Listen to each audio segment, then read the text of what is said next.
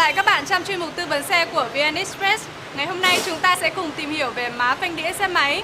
Thưa các bạn, phanh là bộ phận quan trọng không thể thiếu trên mỗi chiếc xe, từ xe đạp đến xe máy và ô tô. Với xe máy có hai hệ thống phanh sử dụng trên chiếc xe hai bánh gồm phanh đĩa và phanh trống. Và ngày hôm nay đồng hành cùng chúng ta xin được giới thiệu kỹ sư Nguyễn Quang Nghĩa của Gia Minh Mô Tô. Anh Nghĩa này, vậy má phanh mòn thì sẽ ảnh hưởng đến xe như thế nào ạ? Như chúng ta đã biết, nếu mà má phanh mòn mà mình không kiểm tra kỹ thì sẽ gây ra hiện tượng là đi kêu, và khi mình để quá hạn một vài ngày đi thì nó sẽ bị mòn cái đĩa của mình.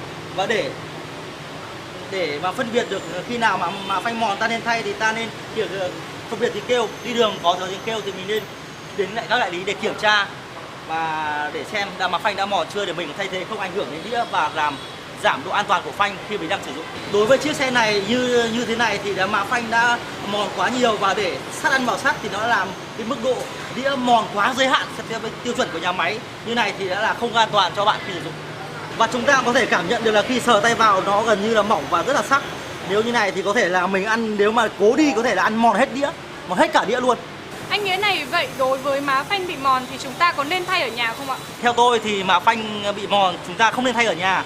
Vì sao? Vì chúng ta kiểm tra được má phanh mức độ mòn, nhưng mà nên đến các đại lý để kiểm tra. Vì mặc dù đồ chúng ta chỉ có một cái T12,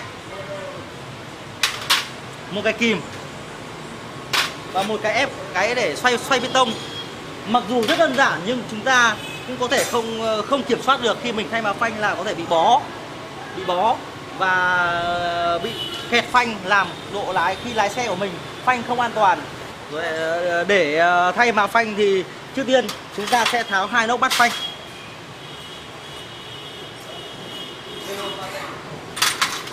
Khi được tháo hai ốc bắt phanh xong thì chúng ta dùng kìm nhọn tháo hai phanh cài ra. Đấy, như các bạn nhìn thấy hai phanh cài đấy.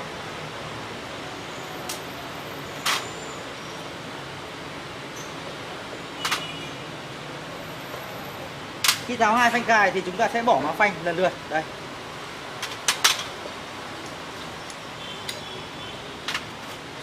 Và để cẩn thận hơn thì nếu mà sợ bị kẹt chúng ta sẽ phải tháo ra vệ sinh.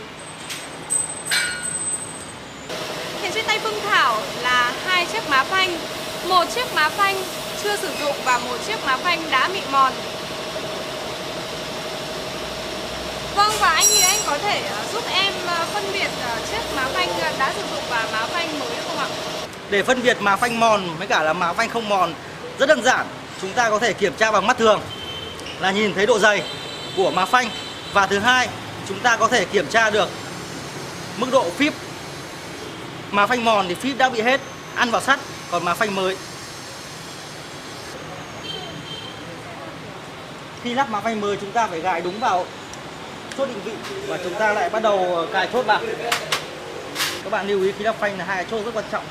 Nếu mất chốt là sẽ khi ta phanh là sẽ bị đề phanh, là không an toàn, nên phải lưu ý. Và sau khi lắp chốt xong thì chúng ta bắt đầu lắp phanh vào.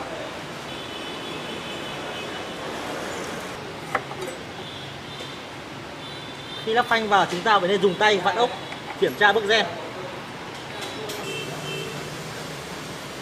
Và bây giờ chúng ta đã hoàn thành xong thay má phanh trước của xe. Vừa rồi thì chúng ta đã kiểm tra má phanh, vậy thì ngoài má phanh ra thì chúng ta còn lưu ý điều gì nữa không ạ?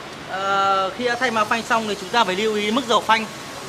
Nếu mà mức dầu phanh không đủ sẽ ảnh hưởng đến sự e của phanh dầu. Nếu mà khi bị e chúng ta có vẻ bóp, bị hẫng, không an toàn. Đây, mời các bạn xem. Đây là mức độ dầu phanh tiêu chuẩn.